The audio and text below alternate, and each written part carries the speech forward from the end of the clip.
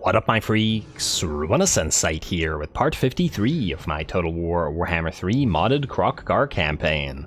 So as we saw last time, Kroqi faced off against KOWAAL'S and destroyed his army, though that is not the only army in the region. Still plenty of blessed dread forces, and fairly elite ones. At that should be pretty interesting at the high mobility of the Doomfire Warlocks, plus all that magic, and the stock of the Shades. Then we do still have to probably head out this way to try to bail out the western provinces before they die, mostly because I want access to their stuff. But yeah, they're in absolute shambles. Anyway, in addition to that, we are doing decently well in Lustria, and Shalanwapek has been retaken by Kanoskir, and we are looking to destroy Chakwa, or rather the Borderlow Errant, for good in this episode. Let's see, stance march to you, Kylok. I don't think you're near anybody, so we're going to send you down to support Gorok. We do want to transfer those units elsewhere, and there will be unit transfers shortly. Also, a Mysterious Island here, and 2 Mysterious Islands. Okay, well, 2 Mysterious Islands I think is worth a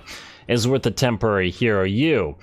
Huh, there's another Hydroxyanthroperon. I guess they really like those names. Yeah, we'll get you on the field right now, and then we are going to send you to those because, well, they're free stuff, and who knows, we might pick ourselves up a nice buff from at least one of them. There was also a suggestion of downloading a mod with regards to acquiring the points back from Mazdamundi, who seems to have gotten screwed over by something. I'm not entirely sure what exactly screwed him over, because we confederated him the legit way, but it might be something about how SFO does points. I have no idea. I believe the suggestion was for a save editor mod, and while I did look into it, I couldn't find...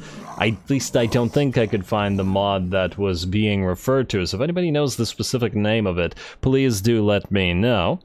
I believe there was one that had like 1,000 subs on it in the Steam Workshop, but I feel like that isn't the one. I don't know. Anyway, it would be nice to get Mazdaka's points back, is all I'm saying. Let's see, in terms of what we gotta do this time around. KOWAAL, you are near to Morgur the Shadowgave, and though you are... well, not a complete army, you should probably still try this out. There is a Beastmen giant there, which is something of a concern. A couple monstrous infantry units, though I think our KROXIGORS should be able to fight those in head-to-head to some degree. Maybe not the regular KROXIGORS, but certainly the blessed ones. And then our Lord versus Morgur. That would be pretty interesting. Morgur is a pretty beefy Lord and kind of hard to take down, which makes me interested. Alrighty, let's see. Let's give you a point to Ranadar, and then we're gonna head into battle. Let's go with... well, you know what? Let's go double up on Curse of the Midnight Wind. We might need it here to debuff everybody while we fight, and I believe that's it. So let's head out to Morgur, and let's see if he's willing to fight rather than run. Either way, he's probably dead. No, close victory and casualties low, but this might be lying, because the AI does have something of a tendency, or the auto-resolve does have something of a tendency to underestimate the Beastmen, especially the SFO Beastmen, which are quite a bit stronger. Anyway, here we go.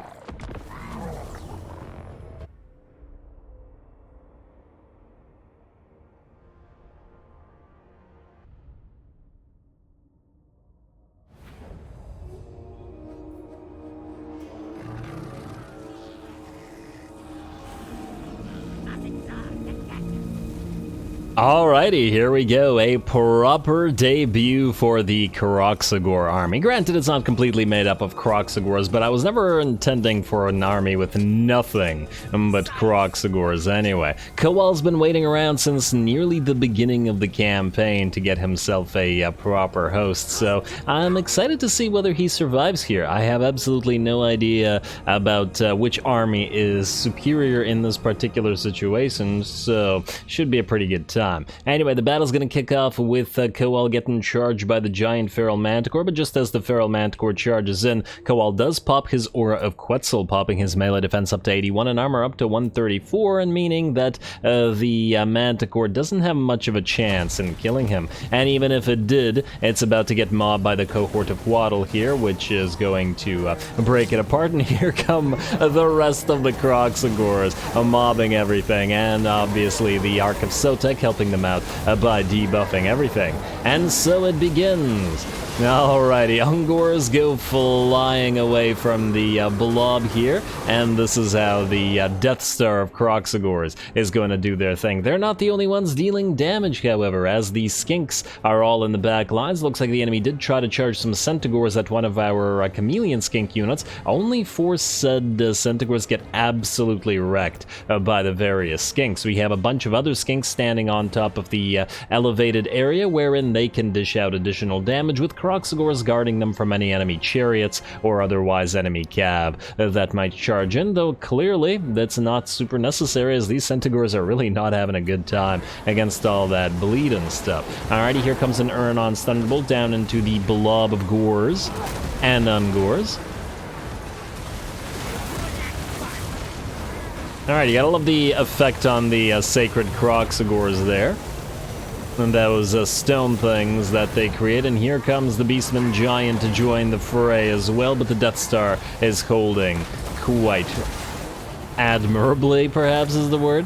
Otherwise, the Skinks are still doing okay. The Chariots did try to charge them, but are also having a pretty darn bad time. So it looks like the Skinks are actually dishing out plenty of damage. We did send out our other unit of KROXIGORS to beat up some Centaurs and some Gors here.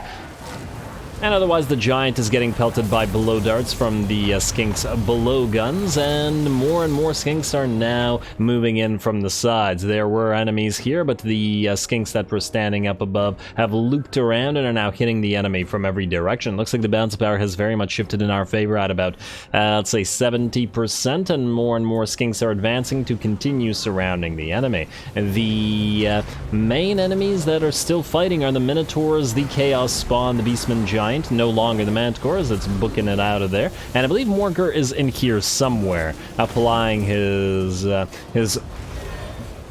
forget what the name of the aura is, but it's a damaging aura.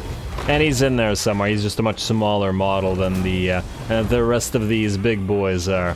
And they're all getting debuffed anyway. Also, Giant is still in decent shape, but our Skinks are busy chasing around those Ungors.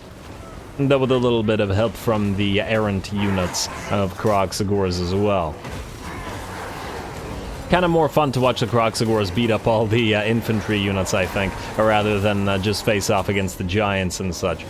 Plus, I do think the Skinks are also doing a very decent amount of damage. Their ability to surround the enemy and continue chasing all those enemy units is also going to come in very handy, though it does look like a couple of the enemy might come back. It's probably not going to be enough. Especially since I don't imagine Ungors have too much of a chance fighting Chameleon Skinks. Or Gors, for that matter. Anyway, let's see. The Giant is now being focused down by a couple of Skink units and has dropped down to about 25% HP. Morgr and his monstrous infantry still in there fighting our own, but our KROXIGOR Death Star is looking like it's the superior form of Death Star in this particular situation. And there we go. We've finally found Morgr down here somewhere. And I know I said we finally found him because I saw his... Oh, there he is. He's actually not that tiny. It's just everything else is making him look very small. And there we go, the Giant is out of here, and in fact, Morgr, just like that, will break. Turned out to be a little bit of a, I suppose, quicker battle than I was originally expecting, but the Skinks really did quite a lot of damage, and the KROXIGORS did hold ground fairly well as well. They did take damage, mind you, but I want to point out that they didn't lose a lot of models, so the damage will be healed up by and large. And I do want to see this Giant get brought down by the Skinks. They've worked for this. They deserve to bring it down, finally. And the KROXIGORS were having quite a tough time actually damaging the Giants. Though, to be fair, I guess the Skinks were having a tough time damaging him as well. But it's a sheer matter of numbers at this point. Truly death by 1,000 cuts. You guys probably shouldn't have been standing under the Giant. That's what happens. Poor little guy, I feel bad. But anyway, and I don't mean the Giant, but I mean the Skink in that particular situation. Anyway, Morgr is gonna get chased down as well as he tries to run from the KROXIGOR pack. A close victory, but victory is ours nonetheless, and a proper debut for KOWAAL'S KROXIGOR Death Star.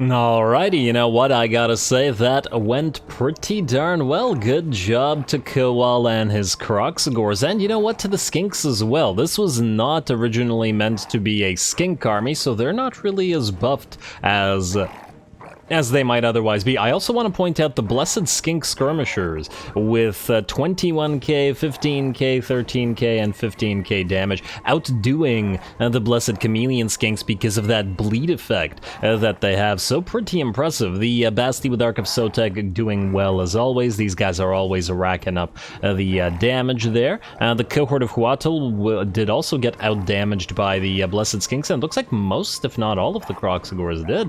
Alrighty, well, you gotta love those skinks, and you know what, we gotta reward them in some way.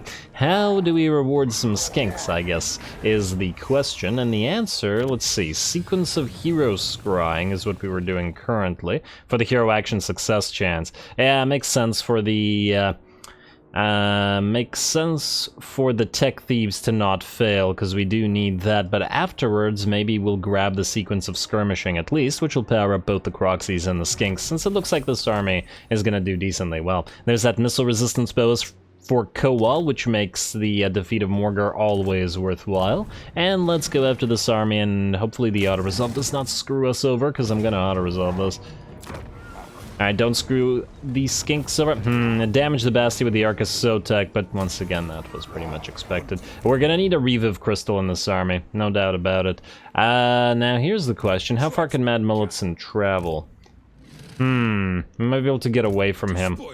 It's not that I'm so worried about him attacking us, but there are Skaven here in Nuja, and I'd rather go into a controlled sea where we can heal up. So you're gonna go here. And I guess we'll see what happens with the Skaven and stuff. I'd really rather the Basti with Ark of Sotek does heal up. Also, you got yourself only 1 level point, sadly, but nonetheless, we should make use of it. If we are to fight the Skaven, and it is a distinct possibility. Yeah, so his skinks aren't even buff yet. I'm actually excited to see how those skink skirmishers will do. I'm a little bit shocked. Mostly because they are generally, well, something of a lackluster unit. Intimidating bulk for you. Let's get that Cause Terror. If we're gonna fight the Skaven once again, it does seem like a pretty good investment. And you know what? I've decided that if we can get enough money, we're gonna get him a Skink Oracle as well to get the heals up. So Slackjaw, you can move up here. Hook the Arrogant. You are heading down here, and it's gonna take you a while to get here, but get there as well. Alrighty, and you are a Saurus that's going to join this army mostly just to have a Carnosaur and be able to hunt jerks. I guess we'll have exactly enough space for... Okay, here's the problem. We want a Reviv Crystal in here, maybe 2, ideally I should say 2, so that the KROXIGORS are perma-healing and the healing crystals can heal each other, but then we wouldn't have as much space. And I don't want to take out KROXIGORS from the Kroxi army, so if we're at 20 out of 20 after we get 3 heroes... We'll see. I do like what Duranidar offers here, though perhaps it might even be better to get a beast... a beast hero in here instead.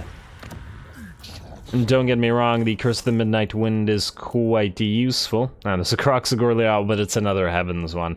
Yes, so it is useful.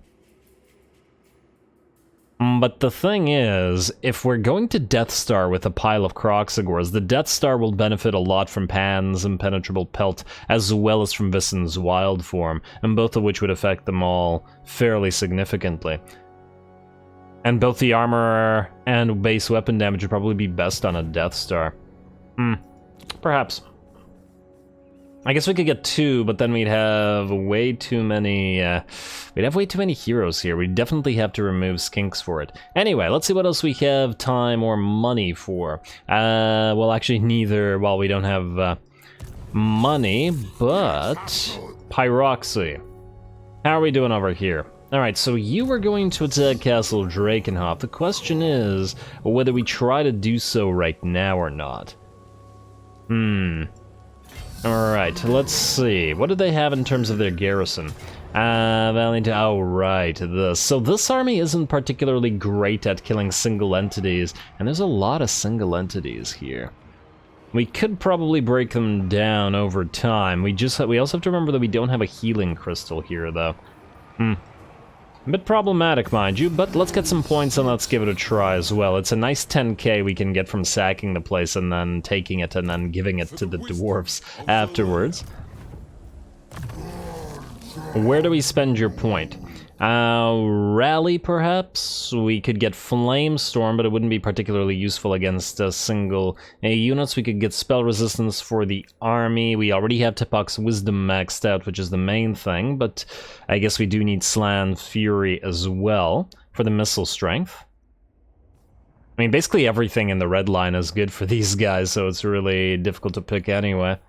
And we do want that Slann Force Field, but you need 2 points in this. Maybe we start moving towards the Slann Force Field then. Wait, how close are we to Arcane Conduit or Greater Arcane Conduit? 1, 2, 3.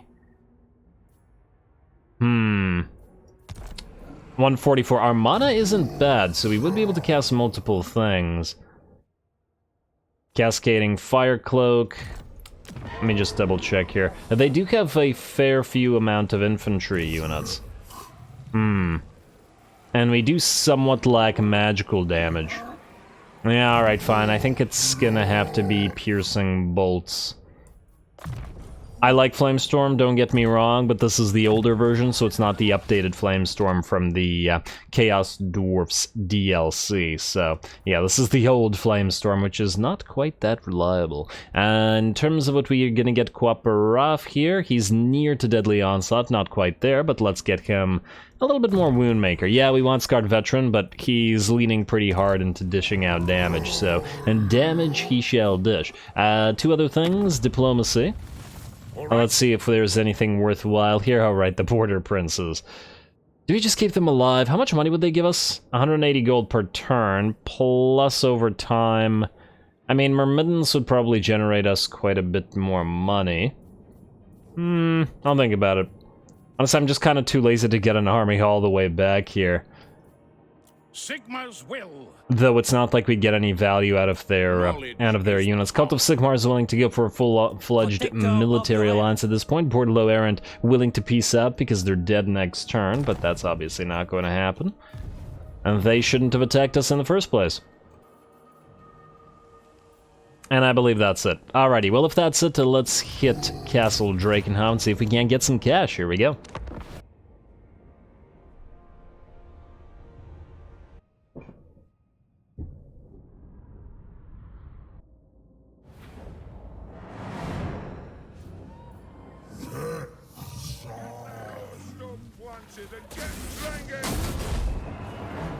Alrighty, here we go. It is time to cleanse Drakenhof of the dead with holy fire. Although I guess no, I mean the lizard fire is also holy fire to some degree, especially the beams of Chotek. It is all blessed by Chotek, after all. Anyway, the enemy is going to have a decent amount of units on top of the walls, and we're going to do our best to clear them as much as we can. They're obviously going to be quite resistant to a lot of this, especially the Cairn race, and Cairn race do fairly well on top of walls, in my experience. It's a strategy I personally really like using, actually, when playing the vampire counts. That said, they are still vulnerable to quite a lot of splash damage, and a lot of splash damage we do have through all of this, though the gatehouse is certainly going to block a decent amount as well. And that's still a lot of fireworks for them to live through. And the goal here is obviously going to be to try to do as much damage as... Oh, wow, that vampire, or necromancer. Oh, wow, that poor... Oh, wow, he got... he got knocked off the wall and then died. Damn, I haven't seen that before. I wonder if the fall killed him. I didn't even know you could knock heroes off walls like that. Huh, I thought they had too much mass resistance. Kind of interesting, actually. But anyway, that poor necromancer. What I was saying was, we have a lot of units here that this army isn't going to be very good at dealing with. I.e. all the Vargulfs, the Vargeists, the Terrorgeists, the Cryptcores, and the Hex Wraiths as well, I suppose. But yeah, we need to clear out as much as we can of everything else so that when we get in here, we can deal with those single entities. It would be a lot easier if it was a field battle and we could actually have our chameleon skinks and our and our Iron Drakes and whatnot focus down the single models, but the problem is they'll be guarding the gate, so we have a limited number of troops we can move into the city, and then all those units will attack us. We could try to send the Chameleon Skinks up the walls, but then of course they will get countered by the Vargeists attacking them up there and just ripping them apart, so it's not a super viable strategy either. Anyway, and we are going to try to do our best to bombard the enemy and get rid of all the Graveguard before we move our units into the settlement. After all, we do have ammunition to waste, and at the very least, hopefully, our 2 units of Fire Leech Bolas can take out the Cairn Race. The Cairn Race move in a sort of semi-loose formation, but the Fire Leech Bolas are still splash damagey enough to actually hurt them, so hopefully they'll be able to knock them out, though. Please fire into the middle of the enemy formation rather than on the flanks, or on the sides, rather. There we go, that's much better. Alrighty, it looks like that dropped at least a few of the enemy Cairn Race, and it looks like this unit is in fact going to be crumbling away. Very good. Alrighty, just make sure that it doesn't rally, and this unit will be done for. Beautiful. Alrighty, there is another unit out here, and we're going to do the exact same thing and target it as best we can. Definitely don't want these Cairn Race to help all those single entities, which are going to be trouble enough as it is. Otherwise, not getting too much value out of our units that are outside the settlement. Still plenty of ammunition on our various salamanders, but I'm sure they'll get at least a few more shots over time, especially as units try to move up on walls like this. There we go. There we... Alrighty, enemy sighted, I guess. And of course, there's still a lot of Graveguard to work through, and ooh, some nice shots from our Ancient Salamanders coming in on the Graveguard, plus the Fire Leech Bolas continuing to do damage. By the looks of it, we should be able to clear the infantry out, at the very least. The balance of power is still fairly close to even, though going close to about 60% in our favor. It does look like this unit of Cairn Race is about to begin melting away, and I think another unit of Graveguard are kind of in the same situation. That said, this is the easy part of the siege. We're definitely going to have a hard part to do afterwards. Alrighty, and obviously Kopparov here is going to start working on the gate, which is now down to nearly half HP, but somebody had to deal with it, and until the dinos run out of ammunition, it's most definitely not going to be them. Another unit moves up on top of the walls, and they are going to be our target next.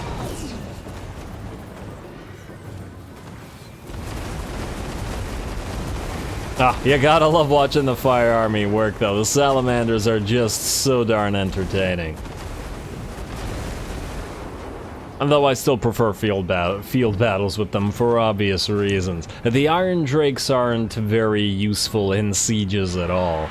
Unless it's an enemy siege that has nothing but, or an enemy settlement that has pretty much nothing but infantry units, in which case burninating them all would be still fairly decent with the Iron Drakes. But against those single entities, it's much better in the field where you can move around and then focus enemies down. Anyway, there's a lot more bombardment to do, but I think I'm going to speed this up at least a little bit.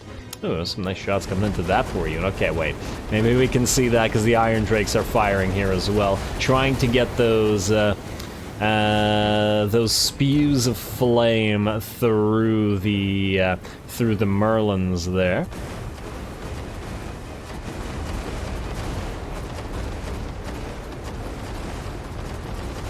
They did reasonably effectively. Alright, how's that balance of power? Still maybe about 65% in our favor now, but unfortunately we've nearly run out of ammunition on our 2 flyers, which means a lot less damage coming out of our support units. That said, we've finally broken down the gate and are going to burninate whatever other units we can, though darn that gatehouse keeps blocking shots. But hey, the occasional shot will get through and we shall still be able to bring these units down over time.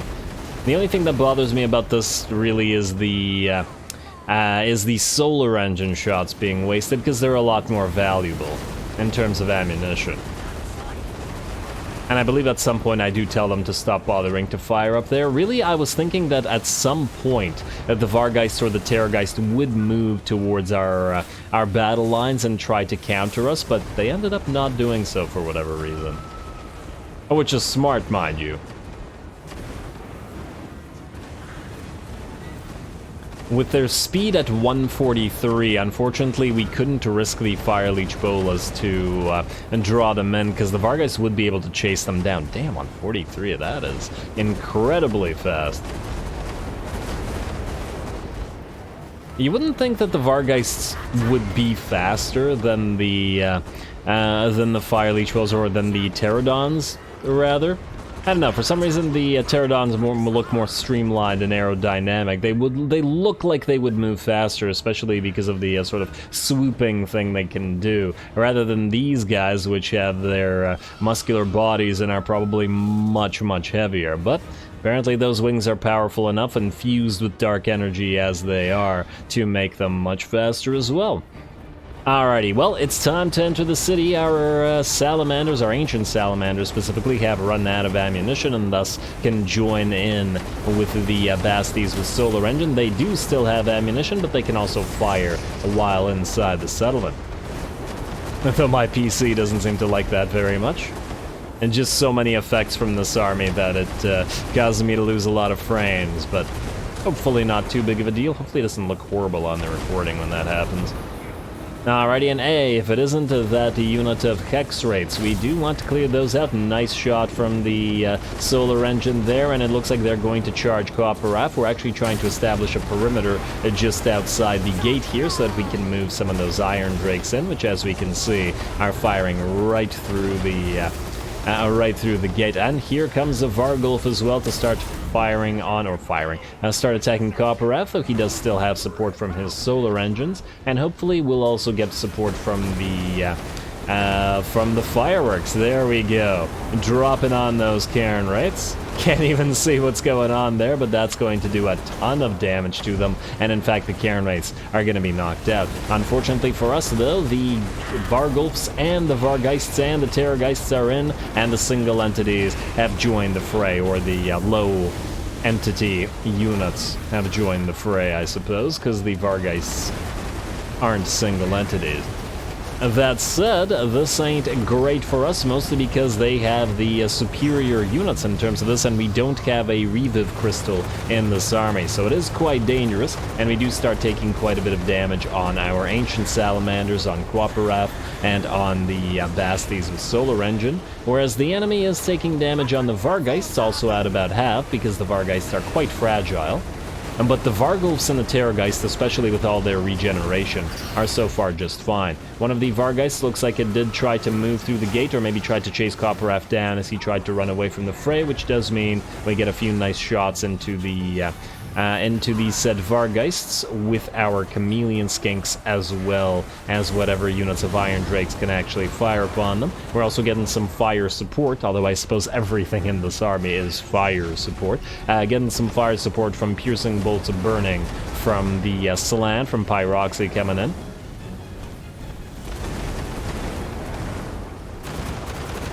There we go, just trying to clear out whatever remains of the enemy Graveguard, as well as those Vargheists. It does unfortunately look like our dinos in here are breaking. I'm also curious, what's the fire resistance on the solar engine? 50%. Yeah, not too bad, not too bad. All of the fire resistance in this army does help in not killing ourselves, essentially. And there we go, that poor unit of Vargheists that tried to go through the gate is now trapped here. Blow Darts and Ancient Salamanders taking care of that one at the very least. And there we go. Cleanse it with fire. Now, let's see what we have left. Up in the air, a unit of Vargheist has peeled away, and rather than sending the Pterodon Riders running, since they are out of ammunition, they're going to give it a try and actually kill the Vargheists. And not a great matchup for us, especially as these guys aren't really meant to fight like this. But there are two of them to the one Vargheist unit, and the Vargheist unit was at half HP. So maybe they will be able to bring it down over time. We've already dropped one, though it looks like we're losing a lot more Pterodon Riders. Alright, come on, what are we at here? The Vargheists are down to a sliver of HP, weak binding, but not yet crumbling away. We're starting to waver, come on. It's a race of leadership here. Oh, they're in critical binding, crumbling away. There we go. Finally, managed to pull that one off. And the last of the Vargheists will be dropping, surrounded by the Pterodon Riders. Beautiful. They did manage to make it through. Now, we are moving further into the city with more units. Clearly, our dinos did rout, though a few of them will come back here, and we do need to be careful. We will still try to send them back into combat, because otherwise it's going to be very difficult to knock these Varghulfs out. At this point, with the Vargheists dead, what I actually probably should have done was send the Chameleon Skinks up the walls to help out, but I figured we needed them in the settlement right now because the units that are in here are having quite a bit of trouble. I'll fire right into the face of that Terrorgeist though.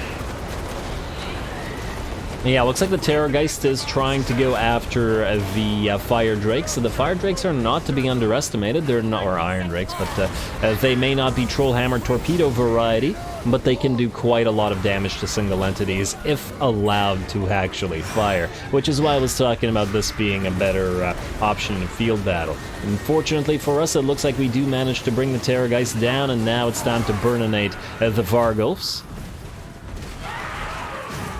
And the Searing Fire hopefully will seal their, well, cauterize their wounds, and hopefully that'll prevent them from healing, or would it prevent them from healing? I don't know. But fire is generally supposed to be effective against units that have self-regeneration, right? Or maybe it's because they just keep on burning, and therefore can't heal. Well, either way, it looks like the last of the enemy units are these two Varghulfs, which are obviously always hard to bring down. The living tanks of these Bat Hulks, their regeneration and high HP pool, but fortunately, the battle will be ours. We did take damage, and our units that did go into the settlement did suffer quite a bit. We need to level up the Slann a little bit more so that they can find... so they can fight in melee a little bit. Need a little bit more buffs. I don't mean on the Slann, but on the army itself, rather. At the end of the day, though, we did still manage to pull it off, and that's all that matters, and I don't believe a single unit actually died, even if the dinos that we're fighting did drop to about 25% HP. Alrighty, that Varghulf has been crumbling away this entire time, and damn, did it take a while to bring down, but at the end, brought down it was, and Drakenhof will be cleansed of the dead.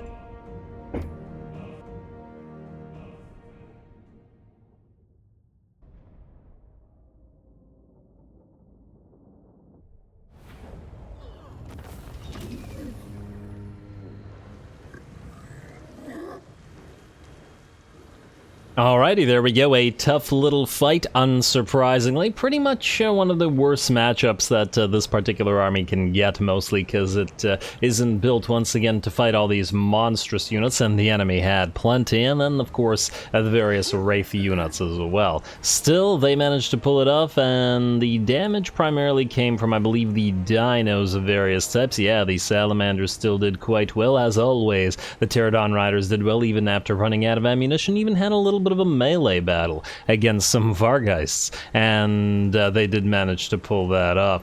Well done, everybody. Who did the most damage, out of curiosity? Probably one of the Salamander. No, it was still the Fire Leech Bolas. But once again, it's a siege battle, so pretty much always the Fire Leech Bolas. We're gonna sack the place while Castle Drakenhof is a nice location to have. Hey, Copperov has his Carnosaur for that. Well, he darn well earned at that time, nearly dying in the fight, so yeah. And while Castle Drakenhof, as I was saying, is a fine territory to have, we're not going to bother with it. We're just gonna heal up here, and then we will trade it off to one of our allies. Maybe... actually, we'll just pick one, because they both own territories here. And I guess the same thing goes for Castle Tempelhof. If we could take Castle Tempelhof as well... Might be interesting. We could basically swap stuff around until one faction, for example, Karakadrin, owns this territory and then another faction owns another, if we bother to do that at all. Anyway, with that, we're once again out of time, and I am going to have to call the episode here a decent, Vlad is back. Interesting. I wonder if he'll siege us after this. Will it matter? As in, will we lose a unit to attrition even if he does siege us? No, probably not. And then again, even if he does try to siege us, he'll have to abandon the territory, which won't go well anyway. As I was saying, an important battle or an important episode, as with that, Sylvania is pretty much broken and we won't have to worry about them too much. We'll probably send Pyroxy up north to do a little bit more damage, maybe to try to bail Kislev out, maybe to fight Archaon, as I do believe Kislev, the main faction, has been fully destroyed now. Or did they get Confederate? I don't remember. But, well, either way, we do need to take Kislev and Prague and give it back to the Kislevites. Oh yeah, so they did get Confederated, yes. Give them back, but anyway, next time we will probably have Kroki fight the various Blessed Dread units, and there's still fights to be had in Lustria as well, so stay tuned for all that. Don't forget to leave a like and comment. All glory to the algorithm, and thanks for watching.